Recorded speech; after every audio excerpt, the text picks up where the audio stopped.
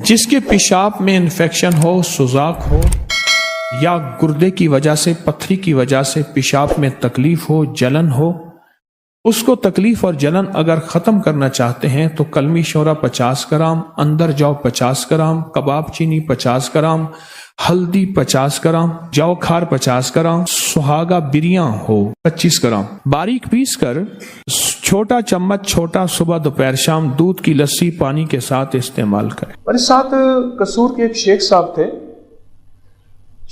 تھے قصور کے، ان کی بہت سی چیزیں میں نے سفر میں ان سے سیکھی ہیں۔ ایک تو انہوں نے نصیحت کی تھی 1.5 کلو سے بڑی مرغی نہ لینا۔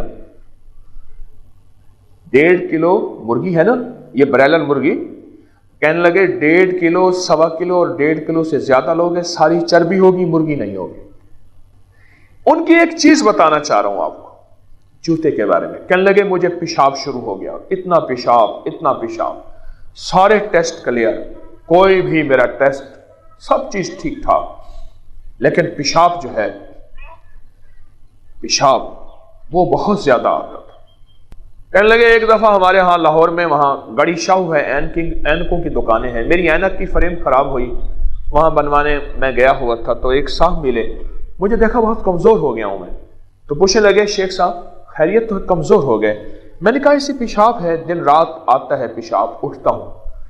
کچھ سیانہ آدمی تھا، اوپر سے نیچے دیکھ کے کہنے لگے آپ اپنا جوتا تبدیل کریں اور ایسا جوتا لے جس کا نیچے والا حصہ بھی چمڑے کا ہو، اوپر والا حصہ بھی چمڑے کا ہو، کوئی سستا ہو، مہنگا نہ ہو۔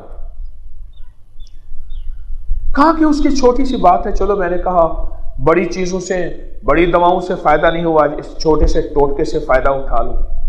تو کہنے لگے کہ میں نے جوتا تبدیل کیا اور چند دنوں میں میرا پیشاب کا مسئلہ حل ہو گیا۔ ہمارے جو پاؤں ہے نا، پاؤں، اس کا بہت زیادہ تعلق ہے ہماری صحت سے بھی اور روحانیت سے بھی۔ میرے پاس ایک صاحب ہے، کہنے لگے 2 ہفتے مجھے پخانا نہیں آتا، قبض ہے اور بھوک بھی لگتی ہے، پتہ نہیں کہاں جاتا ہے، اور ہمارے خاندانی پرانی بواسیر ہے، کیا کروں؟ میں نے اس سے کہا کہ تازہ انجیر تلاش کر، تازہ انجیر مل جاتی ہے بعض جگہوں پہ، اور کہا کہ تازہ انجیر، میں نے عرض کیا کہ اگر نہیں ملتی تو خشک انجیر کو پانی میں بھگو رکھ، ٹکڑے ٹکڑے کر کے رات کو جتنا جی چاہے۔ آپ شاید حیران ہوں کہ میں نے ایک وقت میں 1 پاؤ انجیر بھی کھلایا، 1 کلو بھی انجیر کھلایا، 1 کلو، 1 پاؤ انجیر کھلایا ایک وقت میں۔ آپ کہیں گے یہ کیسے ممکن ہے؟ سردی تو انجیر کو ایسے کھانا، اور گرمی ہو تو اس کو بھگو کے کھانا۔ ہم جس خطے میں رہتے ہیں یہ خطہ ایسا ہے جہاں 3 مہینے سردی ہوتی ہے، 9 مہینے گرمی ہوتی ہے، ایسے ہے۔ تو اس کے مطابق میں آپ کو انجیر کی ترتیب عرض کرتا ہوں۔ اس کے مطابق میں نے اس کو کہا کہ انجیر کھا، اور بہت زیادہ کھا۔ وہ کہنے لگا میں دنیا کا ہر علاج کر چکا ہوں، میں نے اپنی دوا بتائی نہیں، میں نے قرآنی دوا بتائی ہے، اور یہ طب نبوی اور طب قرآنی ہے، اور انشاءاللہ تو کر تیرا مسئلہ حل ہو جائے۔ مجھے کہنے لگا میں 2-3 ہفتے میں نے کھائے ہوں گے، پھر چھوڑ دیے۔ آج 11 سال ہو گئے، پھر مجھے قبض نہیں ہوئی، اور میری آنتیں ٹھیک ہو گئی ہیں۔ جبکہ بعض اوقات وہ ایک قطرے ہوتے ہیں قبض کے، وہ کہتے ہیں کہ ایک میرا گھر کا دوسرا فرد ہے، اگر وہ 3 قطرے سے 5 سے 6 یا کچھ قطرے زیادہ ہو جائیں تو اس کو موشن لگ جاتے تھے، 10 لگ جاتے تھے، اور میں اٹھا کے اس کا ڈھکنا کھول کے ساری بوتل پی لیتا تھا، پھر جا کے میری قبض کھلتی تھی۔ بواسیر پرانی ہو، آنتوں کی خشکی ہو، انجیر کمال چیز ہے۔ اور جوش کہتا ہے کہ مجھے کبھی ہیپیٹائٹس نہ ہو اور جگر متاثر نہ ہو، اور کبھی میرے اوپر جگر پہ ورم نہ آئے، جگر سخت نہ ہو، اور کوئی ایسا گھڑی نہ آئے میرے اوپر کہ کہیں جی جگر کا آپریشن کرانا ہے یا جگر کا ٹرانسپلانٹ کرانا ہے، اس کے لیے 2 کروڑ، 1.5 کروڑ، 2.5 کروڑ چاہیے، یا اپنے کسی گھر کے فرد کا جگر اس کا کاٹ کے اس کو لگانا پڑے گا۔ وہ انجیر سے دوستی کرے۔ میں ایک سفر میں تھا، نومبر کا غالباً مہینہ تھا، تو ایک بندہ نا بیڈ شیٹ بسترے کی چادر باندھ کے بیٹھا ہوا تھا۔ کیا ہوا؟ مجھے نہ ہلانا، مجھے نہ ہلانا۔ کیا ہوا؟ کہنے لگا ایک کپڑا بھر گیا، ایک شلوار بھر گئی، دوسری بھر گئی، اب یہ بیڈ شیٹ ہے، میں چپ کر کے ضبط کر کے بیٹھا ہوں، اگر ہلا تو ایسے دست لگے، موشن لگے ہوئے ہیں، یہ بیڈ شیٹ پڑی تھی، اب یہی بھی ختم ہو جائے گی، پھر اوپر سردی ہے، میں دھوؤں گا کیسے؟ اچھا میں نے کہا آپ بیٹھے، میں آپ کا علاج کرتا ہوں۔ میں گیا جلدی جلدی، میں نے جا کے نا یہ جاپانی پھل املوک کہتے ہیں، کیا کہتے ہیں اسے؟ املوک بھی کہتے ہیں کچھ، اچھا یہ پھل جو ہے میں لے آیا، اس کو دھو کے میں نے کہا اس کو چھلکا سمیت کھانا شروع کر دیا۔ ایک دیا، دوسرا دیا، تیسرا دیا، 2-4 میں نے کھلا دی، میں نے کہا یہ آپ کا فائدہ ہو جائے گا، اور واقعی میں نے دیکھا تو پھر وہ چلتا پھر رہا۔ کیا ہوا؟ کہنے لگے وہ مجھے فائدہ ہو گیا اور جاپانی پھل سے مجھے نفع ہوا۔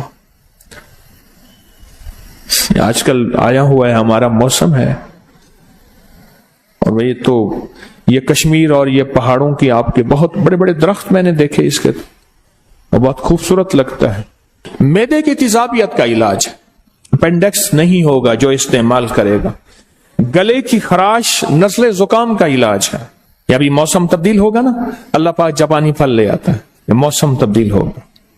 اور پرانے نزلے زکام کا علاج ہے، اور جس کو پرانا کیرا ہو، دائمی نزلہ ہو، اس کا علاج ہے۔ جسمانی کمزوری کا علاج ہے، جو بندے کہتے ہیں کہ ہماری جسمانی کمزوری ہے، چھوٹی سی چیز کا فائدہ بتا رہا ہوں، جو کہتے ہیں کہ ہر چیز کھاتے ہیں کوئی چیز لگتی نہیں ہے، اس کا زبردست علاج ہے۔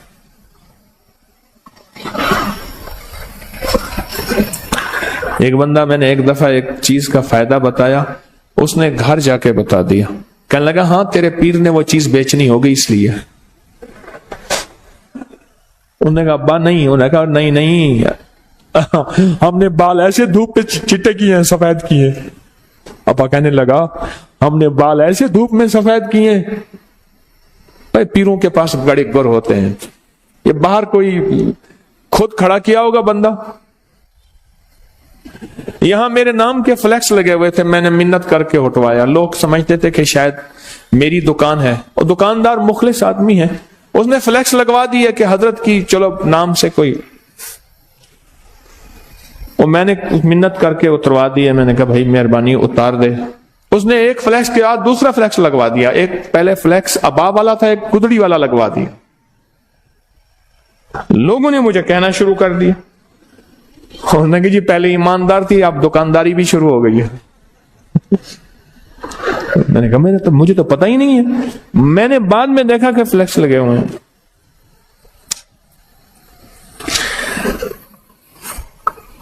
کمزوری کا بہترین علاج ہے، لاجواب علاج، ایک جاپانی پھل، 7 باداموں کی گریاں، 7 کشمش، 1 چمچ شہد اور 1 کپ دودھ، شیک بنا کے پئیں، دیکھیں کمال دیکھیں۔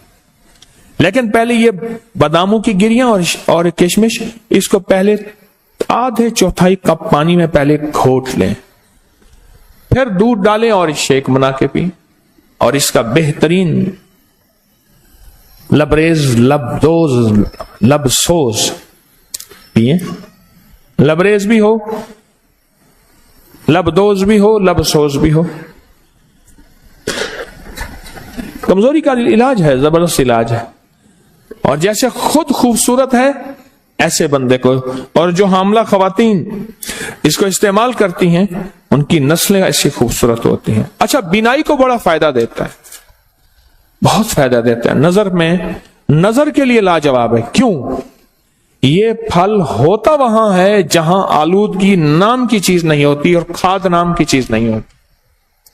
آپ پہاڑوں کے ان جگہوں پہ جائیں، یہ پھل ہوتا ہی وہاں ہے جہاں آلودگی نام کی چیز نہیں ہوتی۔ ایک فائدہ اور ہے، وہ لاہوریوں کے لیے نہیں ہے، باقی ساری دنیا سن رہی ہے، نظام ہضم کو ٹھیک کرتا ہے، لاہوریوں کے لیے نہیں ہے۔ تو بولے ان کا تو نظام ہضم ویسے ٹھیک ہے، ان کا نظام ہضم تو ویسے ہی ٹھیک ٹھاک ہے، بہترین ہے، لاہور کے لیے نہیں ہے، وہ دوسروں کے لیے، چونکہ پوری دنیا آواز سن رہی ہے، دوسروں کے لیے ہے۔ نظر کے لیے لاجواب، بواسیر اور قبض کے لیے لاجواب، نان کھاتے ہیں، یا اللہ یا نان نکال یا جان نکال.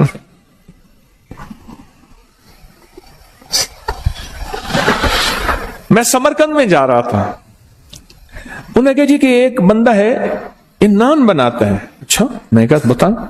اس نے تندور میں سے ایک چھوٹی سی ٹکیا نکالی، تندور میں سے، سمرقند میں، اور اس کے اندر ہلکا سا قیمہ تھا اور وہ نان تھا.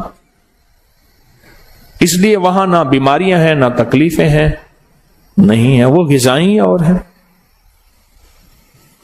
آنتوں کے زخم، اور میں نے کہا نا کہ وہ اس بندے کو بیچارے کو آنتوں کی حرکت موومنٹ زیادہ ہوتی ہے تو اس کو ہم موشن دست، یا بڑھتی ہوئی عمر کے لیے، یہ جو عمر بڑھتی ہے جب انسان کی ہڈیاں کمزور ہوتی ہیں، جسم کمزور ہوتا ہے، اعضاء کمزور ہوتے ہیں، بڑھتی ہوئی عمر کے ان نقصانات کو روکنے کے لیے یہ زبردست چیز ہے اور بہت کمال چیز ہے، بہت زبردست چیز ہے، بڑھتی ہوئی عمر کے ان مسائل کو روکنے کے لیے. موٹاپے کا بھی علاج ہے، علاج ہی علاج ہے چھوٹی سی چیز اور بہت مختصر چیز ہے، لیکن اس کے اوپر اس کے فوائد بہت زیادہ. چھوٹی چیز زندگی پہ اثر ڈالتی ہے. آقا کا فرمان مجھے یاد آیا، فرمایا کہ جو صرف شفقت کی وجہ سے یتیم کے سر پہ ہاتھ رکھ لے، اللہ کی رضا کے لیے شفقت کی وجہ سے یتیم کے سر پہ ہاتھ رکھے، اس کے سر کے ہاتھ کے نیچے جتنے بال ہوں گے اتنی نیکیاں ملے گی. اور میرے آقا نے فرمایا جو یتیم کی کفالت کرے، ان دونوں انگلیوں کو ایسے فرمایا، وہ جنت میں میرے ساتھ ایسے ہوگا کٹھا. جو کسی یتیم بچی یا بچے کی کفالت کرے اور میں، وہ جنت میں میرے ساتھ ایسے ہوگا، میرے قریب ہوگا جنت. عمل چھوٹا سا ہے، چھوٹے سے عمل میں ایک طاقت بھی ہے اور چھوٹے سے عمل میں ایک تاثیر بھی ہے اور چھوٹے سے عمل میں کمال بھی ہے.